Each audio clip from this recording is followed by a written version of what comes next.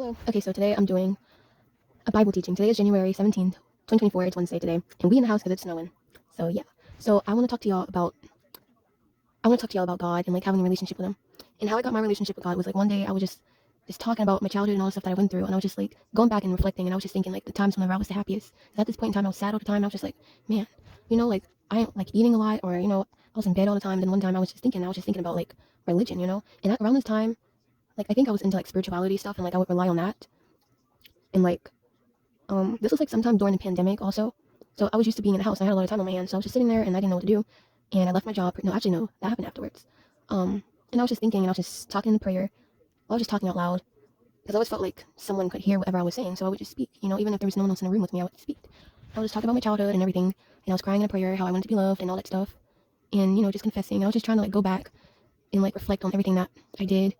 And like, I don't remember the whole process of it, but I just remember just reading the Bible and just reading the Bible. Like I was having dreams of like the world ending, and like I was just eager to like at the time I felt like the world was gonna end any moment. Like I was just like, oh, I think that the world was gonna end. Like I just had that feeling, that just didn't go away, that the world was gonna end.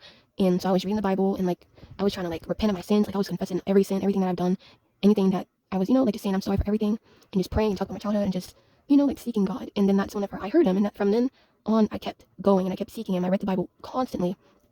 And then like I realized that like I would like hear voices sometimes too, like like spirits, that weren't of God. I would hear those voices, and then I'd also hear, like more softer, gentle voices, which to me would be messengers of God. And I would also hear God's also, which like it said is meek and still. So you gotta be in a quiet place to hear it. You can't be listening to all this other stuff to hear it, or you ain't gonna hear anything. But He says if you seek me, if first you have to seek Him, first you gotta seek the kingdom. So it's just like put God first. God is the foundation of everything that you do, and He's very important. Um, what was I gonna say?